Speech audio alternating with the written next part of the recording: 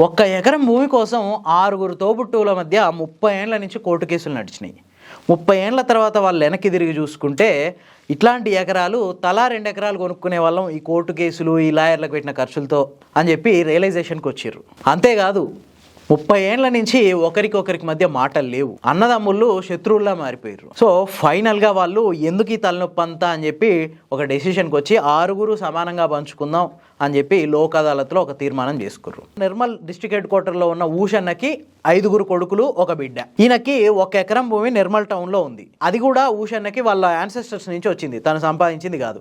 వాస్తవానికి ఊషన్న ఆ భూమిని 6 సమానంగా పంచాలి, కానీ 3 పంచిండు. దాంతో మిగతా 2 కొడుకులు బిడ్డ కోర్టుకు పోయిర్రు. 1994లో స్టార్ట్ అయిన ఈ కోర్టు గొడవలు 2024 దాకా సాగినాయి. మొత్తం 3 కొడుకులు ఒకవైపు, 2 కొడుకులు ఒక బిడ్డ ఒకవైపు, 2 వర్గాలుగా విడిపోయి శత్రువుల్లా కొట్లాడుకునే పరిస్థితి. 30 ఏళ్ల నుంచి విపరీతంగా పెద్ద మనుషుల పంచాయతీలు, గొడవలు, ఒకరితో ఒకరు మాట్లాడుకోకపోవడం, ఇట్లా రకరకాల ఇష్యూస్ జరిగినాయి. ఇక అందరూ విసిగిపోయారు. ఫైనల్గా నవంబర్ 21వ తారీఖున నిర్మల్లో జరిగిన లోక్ అదాలత్లో అందరూ ఒక నిర్ణయానికి వచ్చిర్రు. ఉన్న ఈ ఎకరం భూమిని 6 సమానంగా పంచుకుందాం అని చెప్పి ఒక అగ్రిమెంట్కి వచ్చి అక్కడున్న జడ్జికి సంబంధిత అంగీకార పత్రం ఇవ్వడంతో ఆయన కూడా తీర్పు ఫైనలైజ్ చేసిండు. జీవిత చరమాంకంలో ఆయన అందరం కలిసి ఉండాలి అనే ఒకే భావనతో ఈ నిర్ణయం తీసుకున్నట్లు ఆ 6 తోబుట్టువులు చెప్తున్నారు.